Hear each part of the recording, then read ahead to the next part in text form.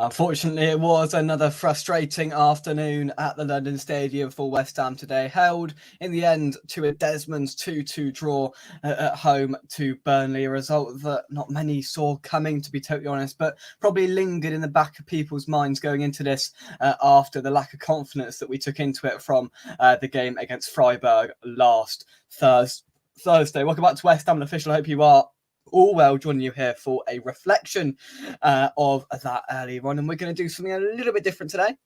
So if you would like to, I'm going to invite some of you onto the show to have your say on the screen, and yeah, put your input across, have your say about that performance this afternoon. The only thing I ask is that you turn your camera on just to prevent any time wasters coming on. So you can click the link in the chat to join the show if you'd like to get your voice heard on the channel. Look, now I'm going to have my say first, and look, it wasn't great, was it? I've got an admission to make. I didn't watch the first half, didn't watch it all actually, but I listened to the second half of the proceedings this afternoon, and look, I didn't even need to watch it to sort of understand what happened and to understand the way the game went, unfortunately. And look, the fact of the matter is that we set up defensively at home to Burnley.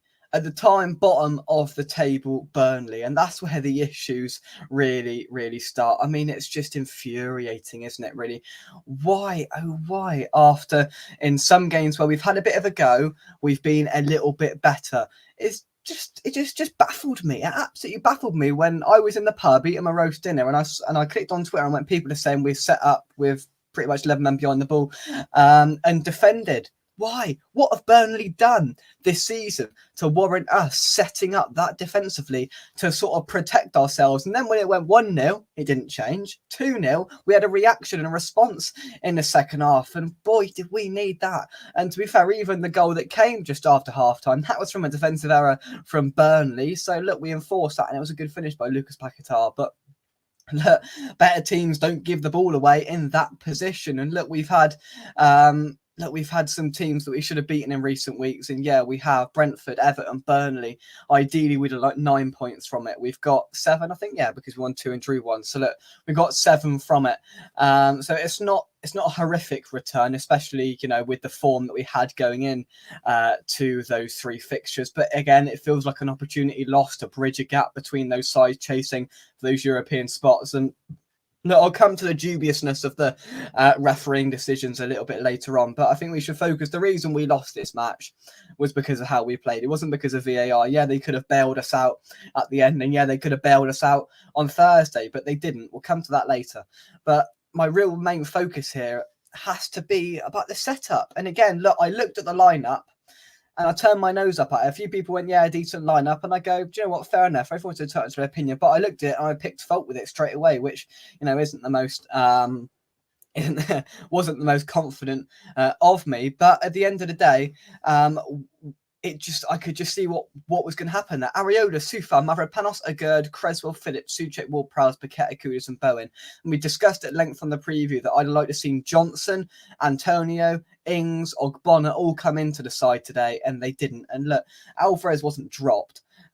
He was rested, Alvarez, and he came on and he made a difference in that second half. He just stabilises us massively, and look, that's what we needed because from all accounts that it was just it was shocking from the moment that it kicked off. You could just sense and I could just sense it was only going one way. And look, you've got to say it was a fantastic goal from Burnley to open a scoring, and look, there wasn't a hell of a lot we could have done about that. If you want to really pick fault with it, you can say Agurd was at fault for not clearing it and not getting hold of the ball when he had the opportunity. Look, if you want to do that, fair enough, because he probably was at fault, but you still can't take away from the class and the precision of that finish from, what was his name? I've got his name wrote down here.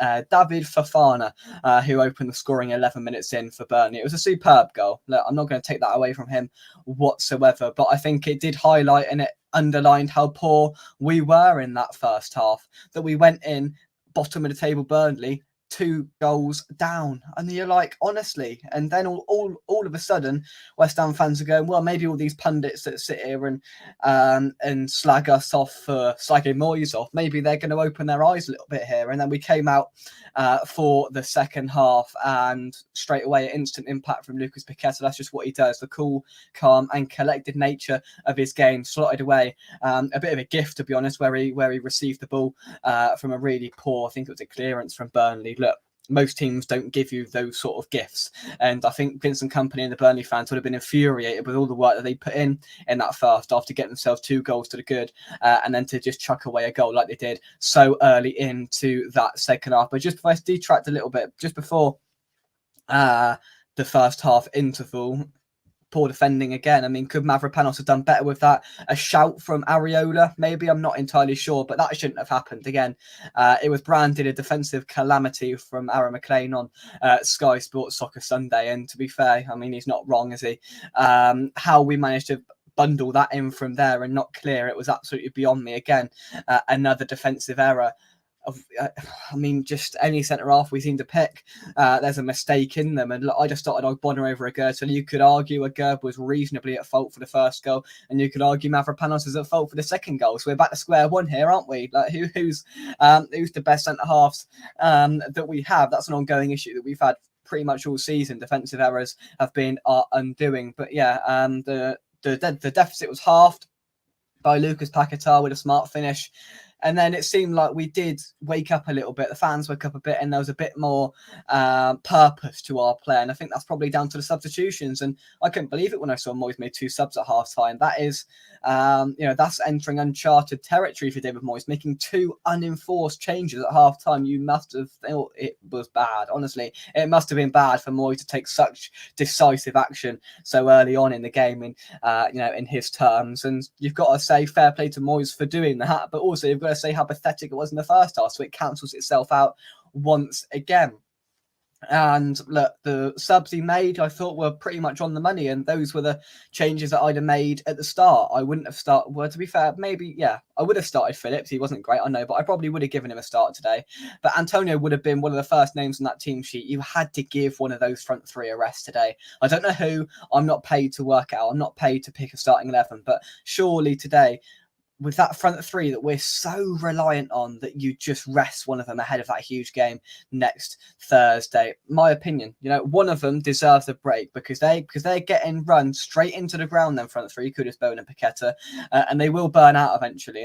And Bowen is relatively ineffective in that role centrally. When he goes back out to the right hand side, different player, Bowen. It's his natural position. That's where he wants to play.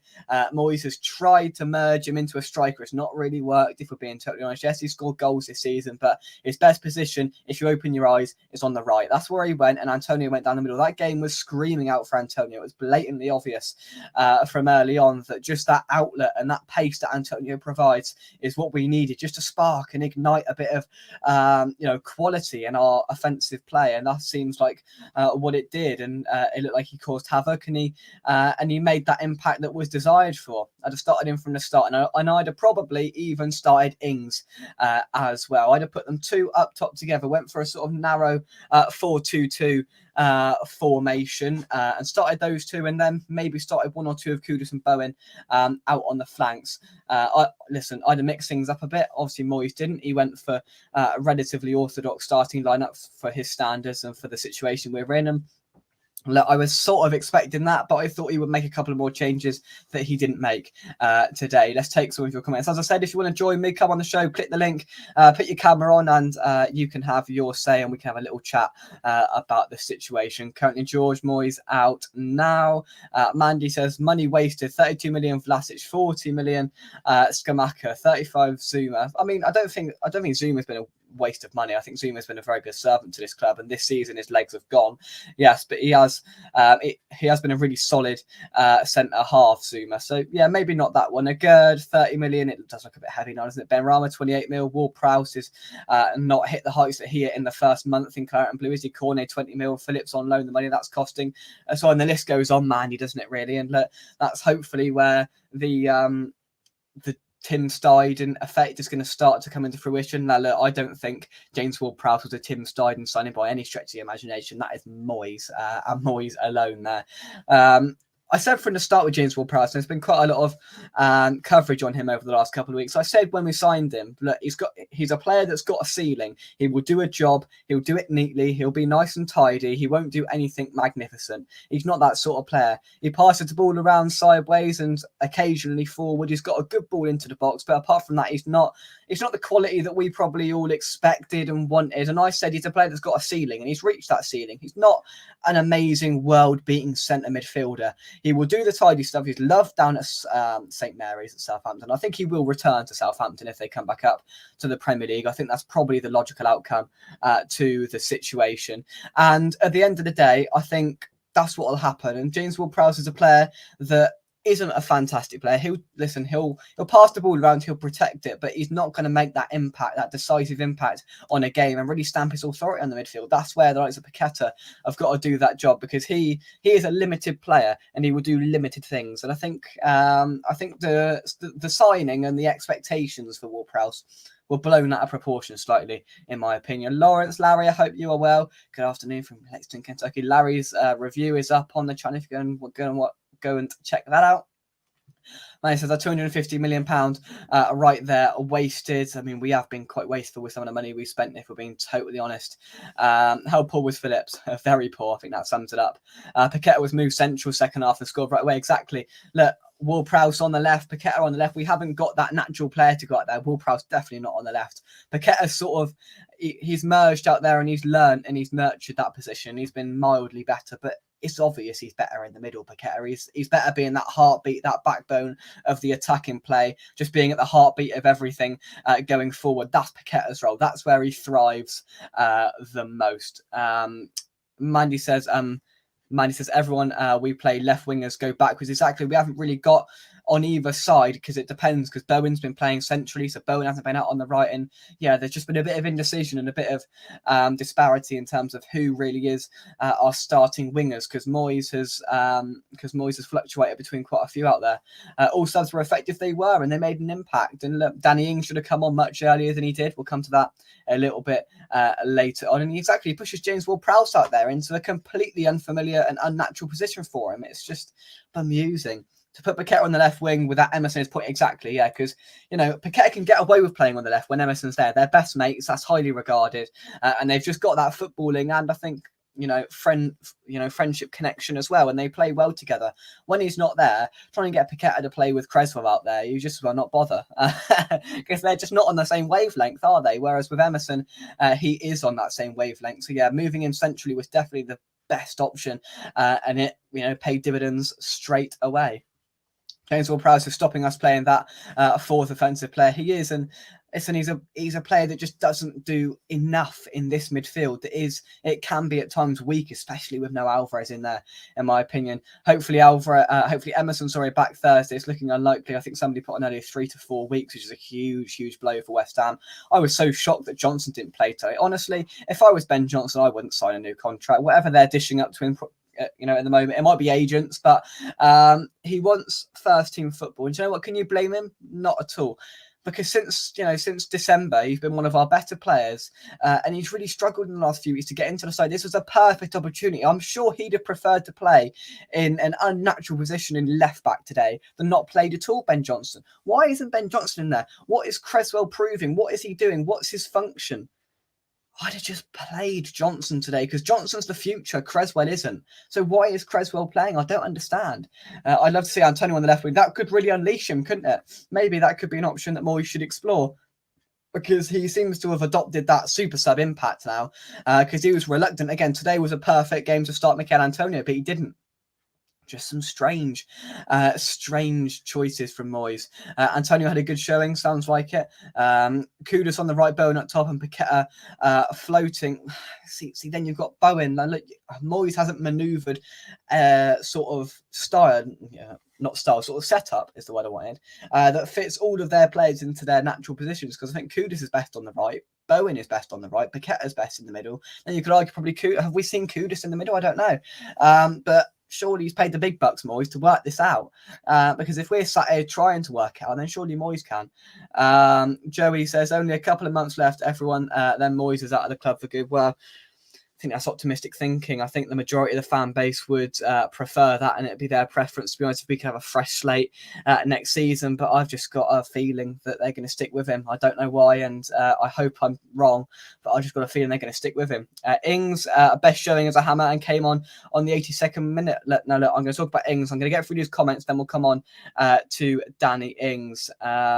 Manny says, maybe you wonder why Ings wasn't used when we went 1-0 down in Europe. I know, why didn't he come on? Shocked to not see Johnson and Ogbonna. Exactly. I don't know why they weren't involved.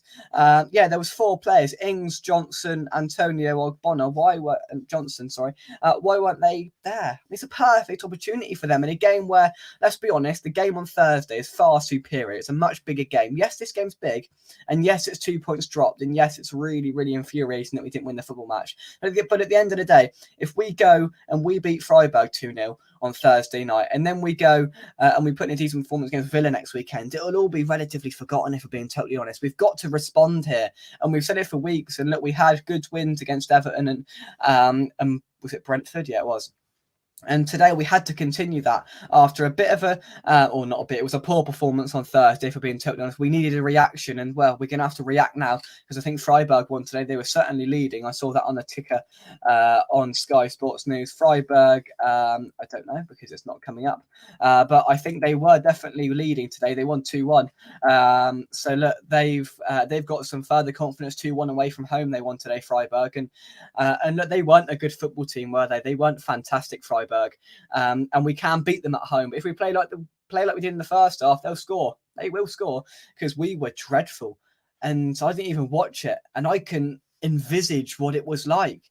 Really bad. Some real big problems there. And maybe those wins against Brentford and Everton paper over the cracks slightly. But we needed to continue this on today. And look, Burnley have struggled to get a point for love nor money this calendar year, and it seems like we gifted them that first half 2-goal lead, and we left ourselves with all the work to do in the second half. And yes, we had a reaction. Yes, we were better in the second half, but we need a full prolonged 90-minute period of good play to then get a convincing win over the line, because everything's going to have to fall our way on Thursday night. Because, yeah, Freiburg could turn up and be better than they were last Thursday, because I thought they were really poor, and I think they probably can be better than what they were last Thursday. So who's not saying they might turn up and be brilliant?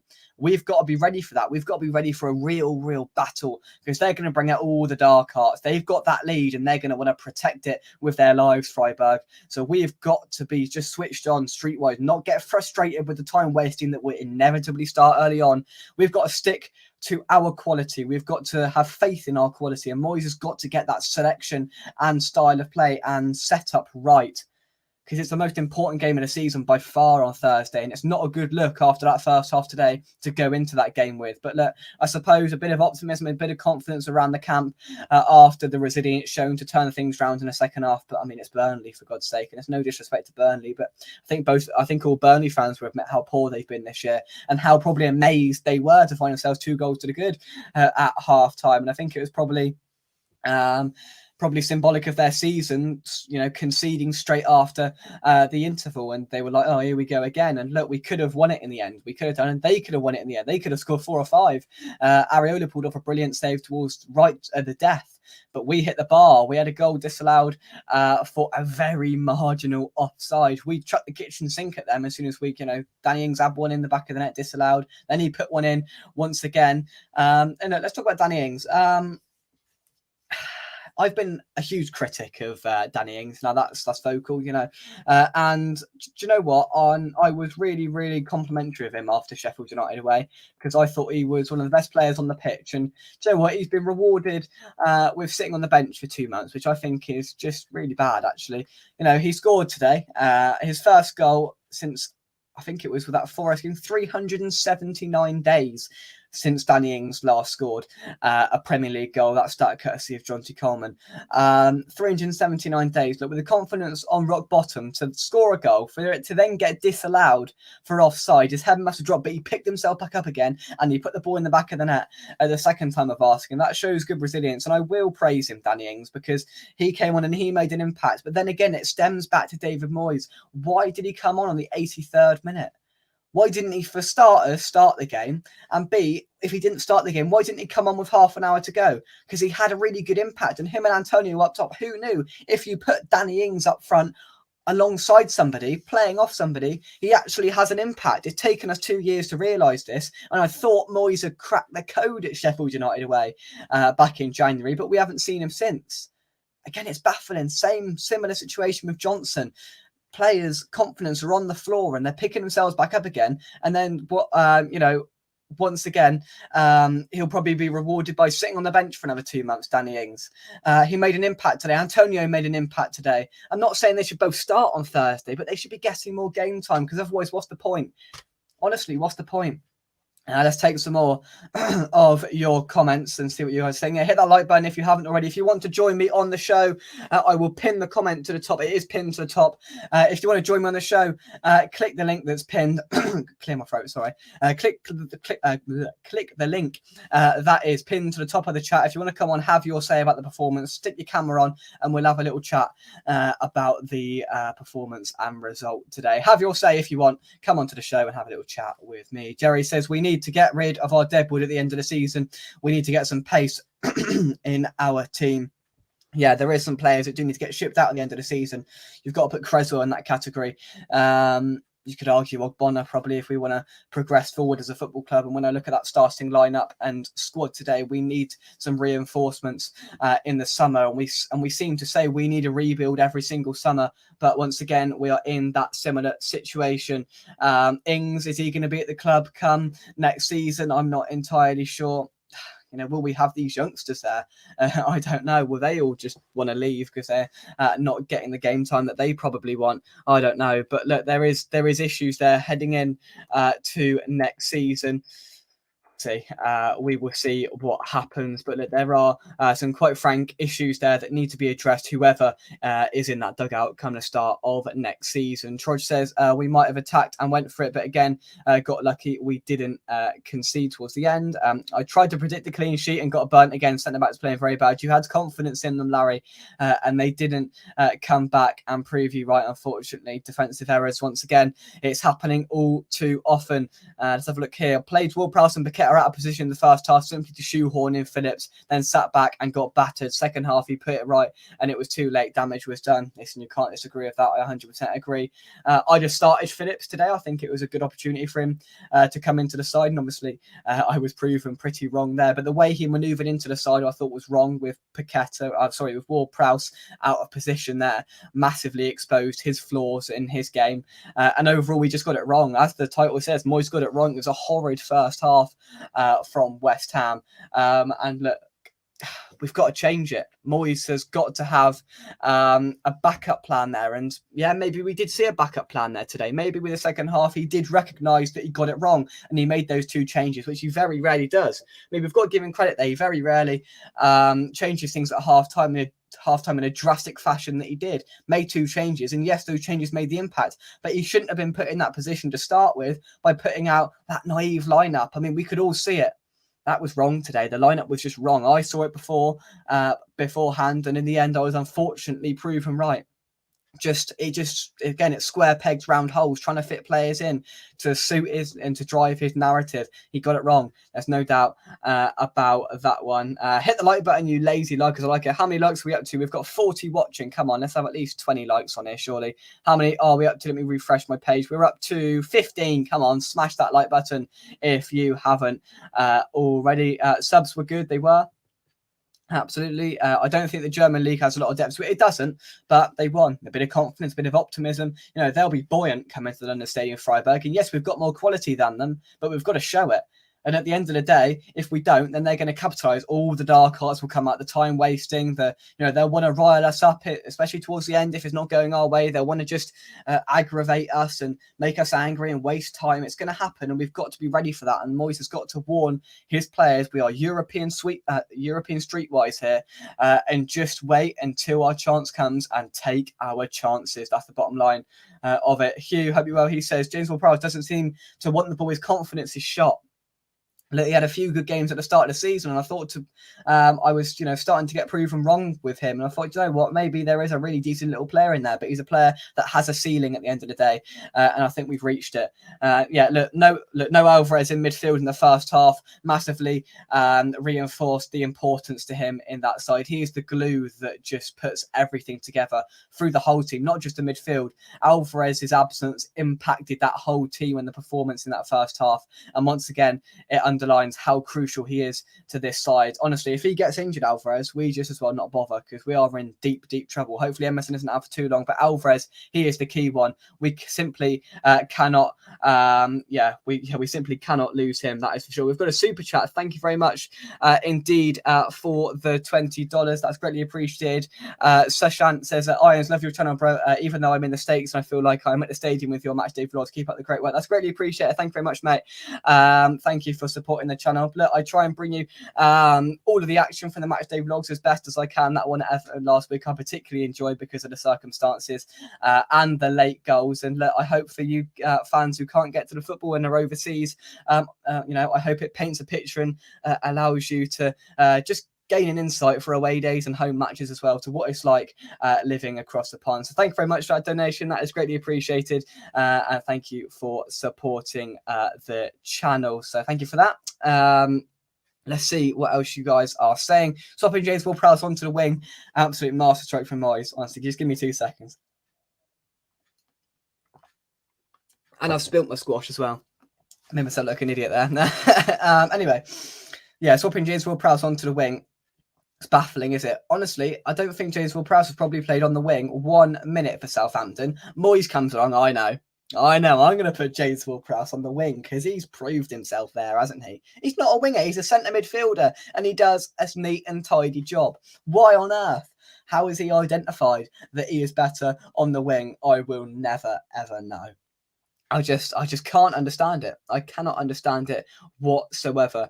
Lawrence says, I started stretching out of my living room to come on as centre half. You probably do a better job, Larry. You probably do a better job. James Ward-Prowse is amazingly negative. He just makes the safe passes, almost to maintain his passing stats, so we can look back when he gets home and go, oh, I had an 89% passing accuracy today. But you didn't impact the game, James, did you? You didn't make progressive passes that then ended in us scoring goals. And that's where his quality ends there. That's his game. Passing, short passes, neat and tidy. Adrian says, didn't get to watch the game today, same with me, but wasn't surprised when we were 2-0 down. There is fundamental issues with the way we set up. I agree with every word, 100%.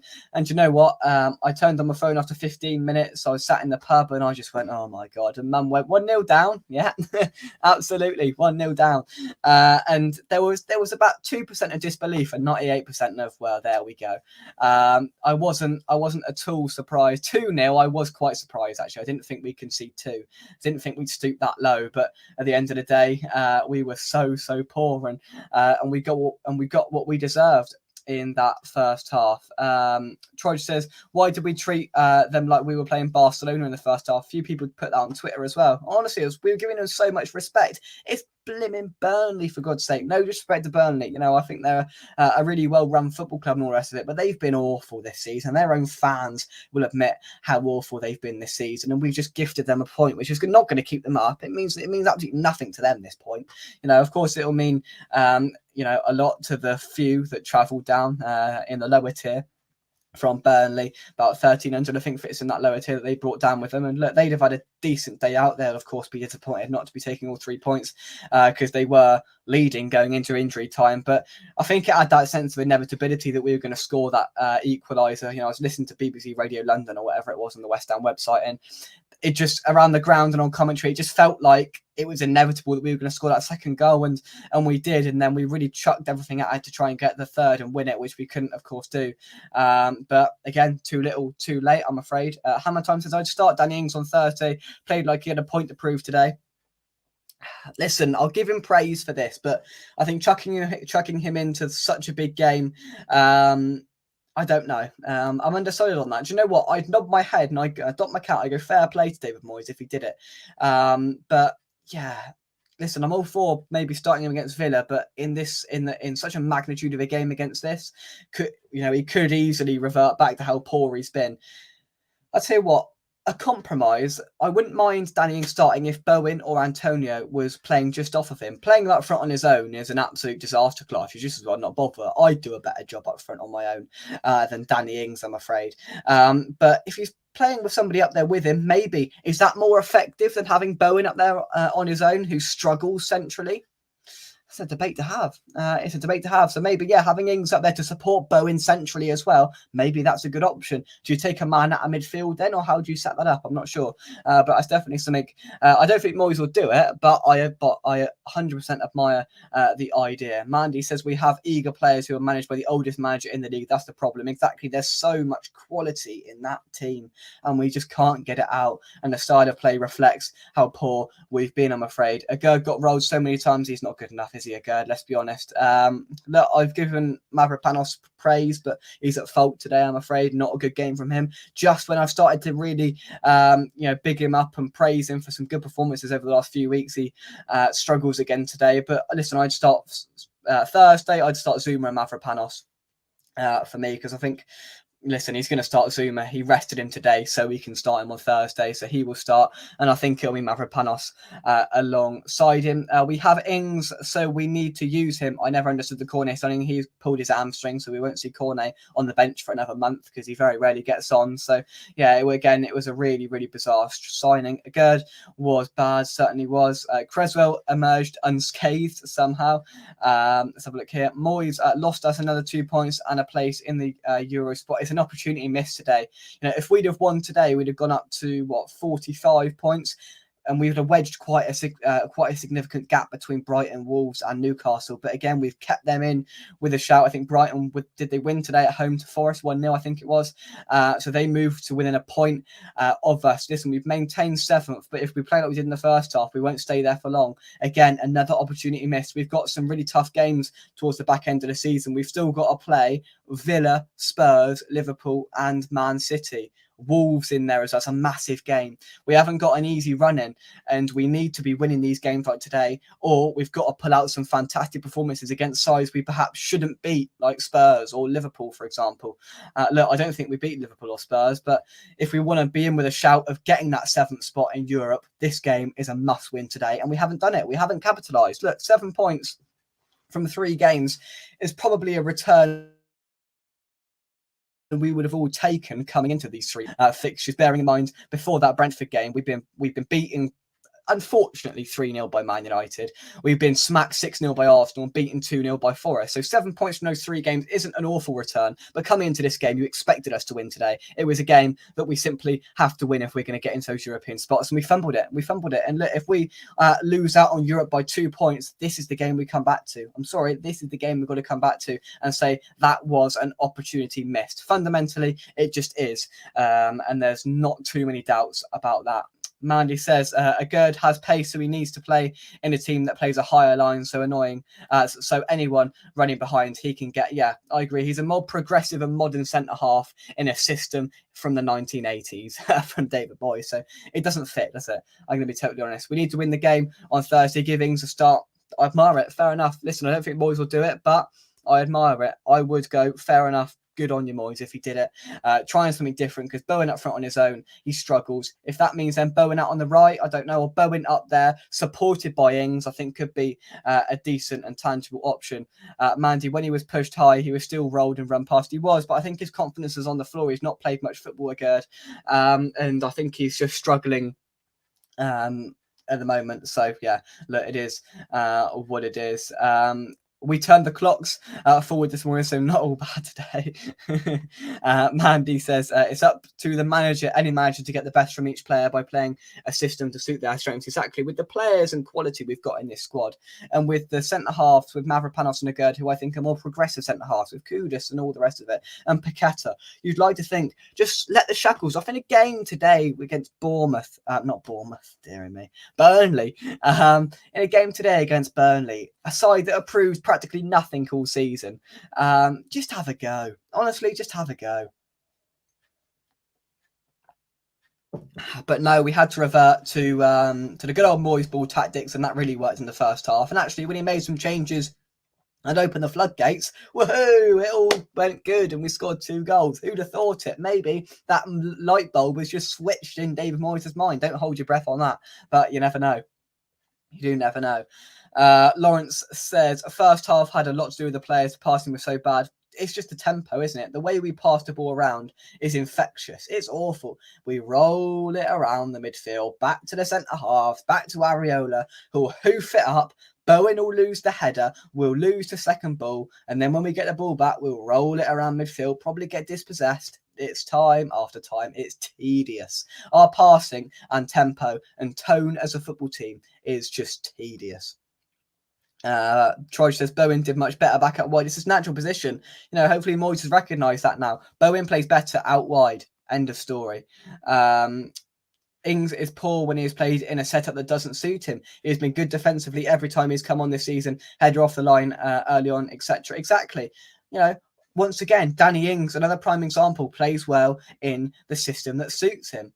I mean, how many strikers over the years under this regime have we had where we've had said that exact phrase? A good striker, but doesn't fit the system. Haller, Scamacca. Who else? You know, you can just reel them off. That's just from the last 3 years. Haller and Scamacca, 2 perfect examples. Good strikers don't fit the system. And we've spent so much money on players that do not fit the system. And hopefully, I'm just clinging on to the fact that hopefully Steiden is either changing and altering and enhancing the system, or he's signing players for the future. He's signing players for a new, expansive manager. We can pray, can't we? We can absolutely pray. How could Cornet do his hammy when he never plays? Well, exactly. That's like getting seasick driving a car. No, that's motion sickness. In a car, you can get, because, you know, you can get sick in a car, but not seasick. I get what you mean, though, Mandy. I get your sentiment for sure, But yeah, it is what it is. Let's scroll down on some of these comments and see what you guys are saying. Moyes will never change. Yeah, fair enough. I take that point absolutely. How many likes are we up to? We are up to 26. It says on my screen here. 40 watching. Come on, hit that like button. Let's get up to 30. Let's get it up to 30. I see 27. Let's get 30 exactly. Exactly. Right, I've come to the bottom of the comment section. I'll go for a little while longer. Just take a breath a minute. Honestly, it's quite hard speaking for 37 minutes straight. If someone wants to come and relieve that pressure, come and join me on the show. Click the link that is pinned to the top of the chat. Put your camera on and you can come and voice your opinions live on the show and have your say about the whole scenario currently. As a Navy man, I know about seasickness. I bet you do, Larry. I bet you do. Fair enough. Fair enough. As a seasoned cruiser, I know about a bit of seasickness every now and then, sporadically. But yeah, it is all good. It's all good. I like that analogy, Mandy. That's analogy of the night goes to Mandy. Very good. But moving forward now, Freiburg on Thursday, it needs no introduction, really. It's such an important game for the progress, probably, of David Moyes and the season, and probably our future. It stems on a lot, this game. If we progress through, just that confidence continues on. And if we don't, then I think we're in for a pretty tiresome and tedious end to the season. 10 games to go. And hopefully then come the end of the season, we can wave goodbye to David Moyes, shake his hand and go, thank you for your service. But honestly, it is time to go because we are fed up of this. And we can just put 2 fingers up to all the pundits that are saying this and that about us and our opinions on David Moyes, almost as if we are not allowed to have our own opinion about our football club. Who knew? That is the state we have got ourselves in. But look, at the end of the day, it wasn't good today at all. We bailed ourselves out with a second half performance of quite good quality in there. Listen, I think we've proven. I'm going to take these off. That's better. Listen, we proved in that second half that there is quality there. We are a side that can score goals, and look, Burnley are a poor side. Scoring 2 goals in the second half against Burnley is nothing to write home about, because they have been dreadful this season. Most teams have whacked 3, 4, 5, 6 into them. Arsenal did. So a draw at home has got to go down. It's got to be penciled down as a really poor result for West Ham. But we've got to dust ourselves down. We've got to move on. I think Danny Ings said something quite good in his pre-match press conference. He spoke to Rob Pritchard as the player representative for the social media, and he did say, Danny, what did he say? I'll find it. Never give up or stop believing in yourself. And if Danny believes that, I dot my cap to him. Fair play. If he's still believing in him after everything that he's been put through and after every poor performance that he's struggled through in this system that doesn't suit Danny Ings, then absolutely fair play to him. Look, there's got to be drastic change in the summer, not only in the dugout, but also in our squad as a whole. But we'll cross that bridge when we come to it in the summer. Let's focus on the short term. Let's focus on this game against Freiburg. But I've built up all week for this massive game against Freiburg. And look, it's do or die. It's now or never. And Moyes has got to turn up. He's got to put forward a team, a style of play, a setup, a philosophy that gets us through to the next round. No matter how we do it, I don't care how we do it. Get us through, because I want to do a European away day next. Let's get it done. I've got belief because, listen, I've stemmed my thoughts about last Thursday on Freiburg really weren't very good and we were worse. We've got to flip the table around. We've got to hope that Freiburg were just as bad as they were last week. We've got to be better. Listen, it's a 5:45 kickoff. There's hundreds of tickets still available on the West Ham website, so it's not going to be a sellout. That kickoff time is an absolute embarrassment, and it's going to probably detract from the occasion and the atmosphere, because people simply cannot get there in time after finishing work, which is so frustrating. But with the people that are there, we've got to get behind them, and we've got to make this a special European night to turn things around. We did it in the last 16 of the Europa League 2 years ago against Seville. Seville are a better team, and yes, I know we've got a different team now and a different scenario and all the rest of it. That was a magical night. We've got to create another one of those on Thursday, and we've got the quality there to do it. We just need Moyes to put those on the pitch and to commit the right tactics and the right formations and get everything right on the night. And I think we can beat them. I think we can go through.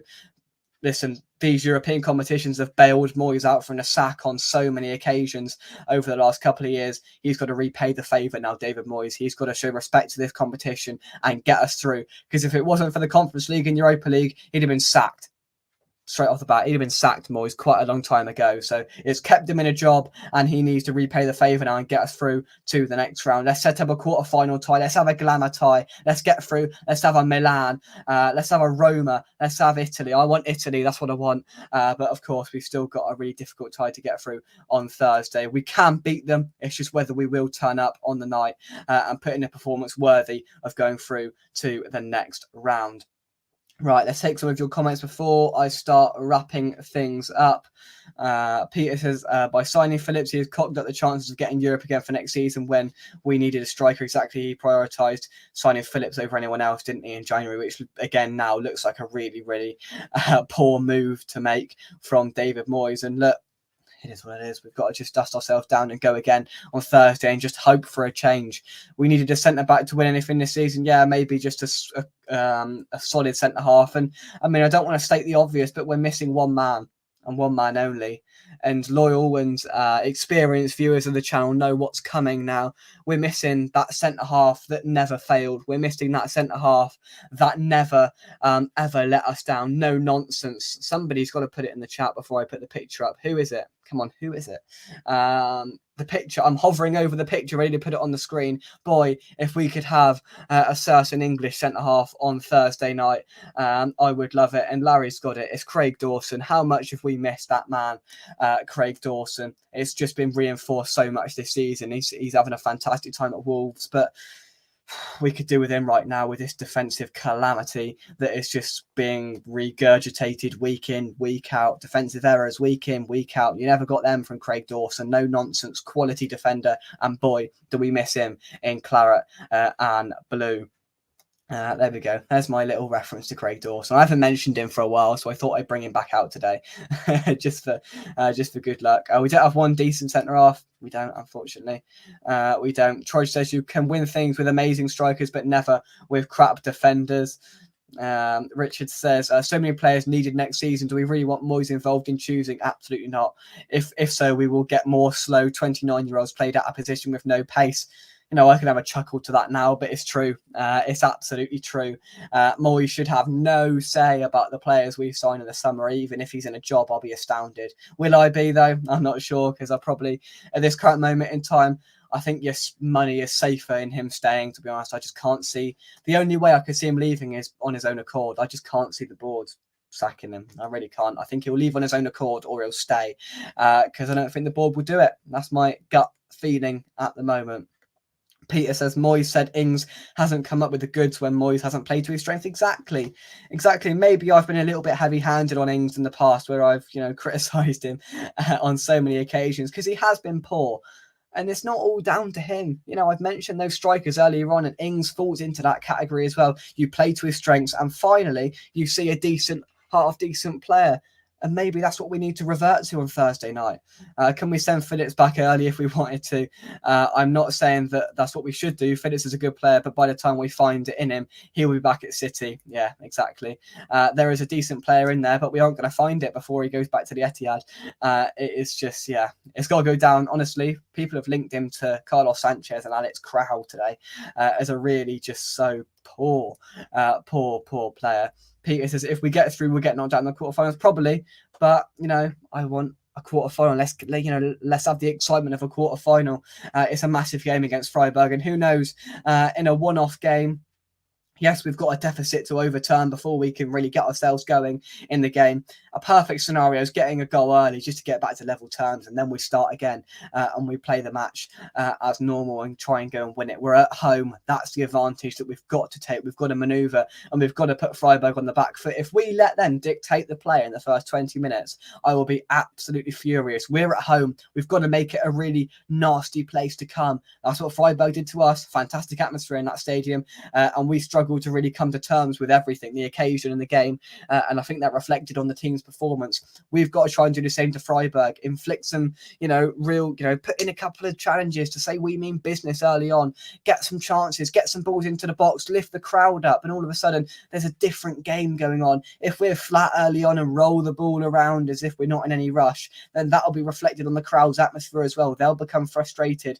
We need a reaction, and we need it early on Thursday. The first goal obviously is massive. If they score first, then we are seriously struggling. But if we can get one early, then the game is well and truly on.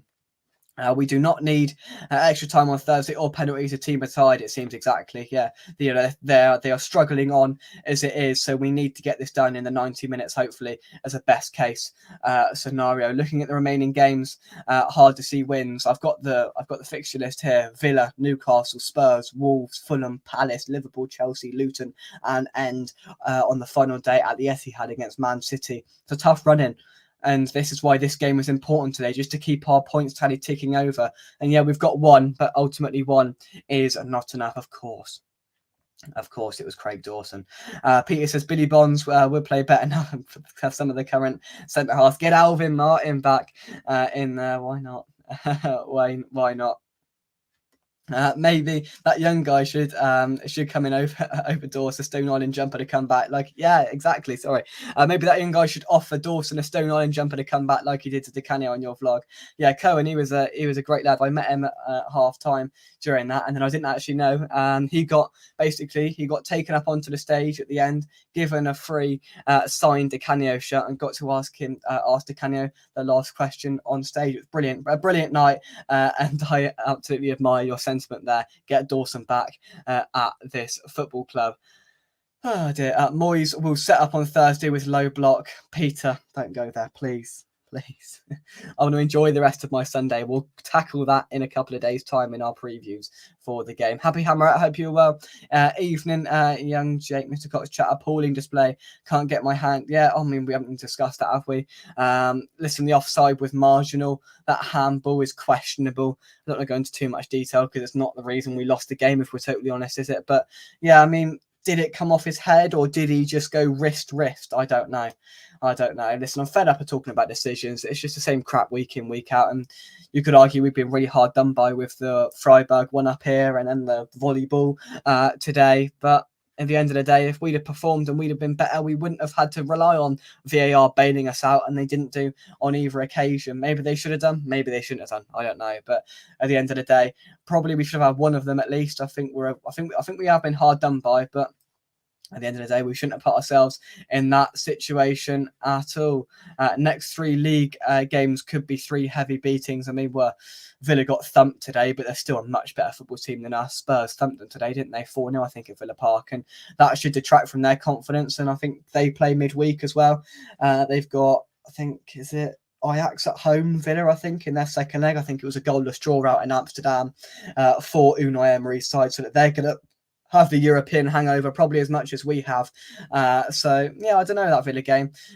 Who knows? I think it stems from the team selection. We'll be there next Sunday and hoping to see a reaction. Of course, I think the crowd will be really flat if we lose on Thursday, but there might be a bit of buoyancy in the team and the fans if we can overcome Freiburg and then go into that Villa game with just that bit of confidence, that added extra incentive to really go on for that final push of the season. Liverpool gets the handball, suits the narrative. Cloppage time was used towards the end. Let's have a look here. Trudge says, I knew just by the way our whole team claimed, as they don't normally do that, unlike mine. Exactly, everybody in that team went out for that handball. We don't often do that. So look, it probably was, but who knows? No use worrying about referee decisions. It shouldn't have come to that. Yeah, oh, absolutely, I agree. It shouldn't have come to that. We were awful. The game should have been wrapped up, and we shouldn't have had to rely on those decisions. But ultimately, will we hard done by? I'd say yes. Anthos, thanks for joining us. Peter says VAR hasn't improved football at all. Go back to the old system. It's hard to disagree with that, really, isn't it? Our midfield and defence part like the Red Sea. Troy says Antonio offside was tight too. They care a lot about millimetres, but not from the moment the ball is kicked. Yeah, I'm a little bit dubious on that rule because I think now, because it was really, really close and it looked level, if I'm honest. But I think because his arm was the thing that was making it level, and I think your arm doesn't count anymore. Who knows the blimmin' rule? Because it was the Burnley defender's arm that was keeping him on side. That is cut off, and then Antonio's head was ahead of the player's shoulder. So I think that's why it was deemed offside, offside, whatever it was. I don't know. We just so poorly set up. Moyes is so negative. He's just so annoying. He certainly is. Didn't deserve to win. Same as the Freiburg match. What the hell is going on with our team? Can't just be the tactics. Surely still have enough quality for Burnley. Exactly. It stems from that. We have enough quality to beat both of these sides because they weren't bad. They're not good football teams, are they? No disrespect, Freiburg and Burnley. You'd expect us to win both of them, and we've got a point and a defeat coming out of it. It's not a good week. It's been not a good return from these 2 games, and we've got to somehow pick ourselves up and return and beat them next Thursday. Who knows?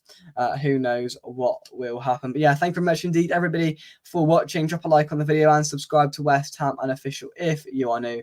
Shame those 3 points would have been crucial to our hopes of the top half finish, exactly, and really cemented our spot in the European race. But again, we've opened the door ajar again for the likes of Brighton and Wolves and Newcastle just to pop themselves back in to the equation. It's an opportunity missed. There's no doubt about it. The first goal on Thursday is 100% the most crucial aspect of it. If we get the first goal, we win. If we don't, we lose. It's as simple as that. We need that stadium lifted early, and the players have got to do that on the pitch. They've got to react early and put in a shift in the first 15 or 20 minutes to really reignite the passion in the tie. That's what's got to happen, but we'll talk about that more at length on the preview in a couple of days' time.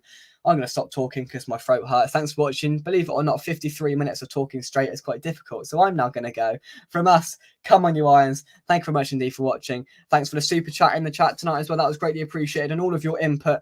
A good show as always. Some fantastic opinions and debates as always. Until the next one, come on, you Irons. Try and keep the faith. And I'll see you in the week to build up to that hugely important Freiburg game. Until then, we'll see you soon. Bye-bye.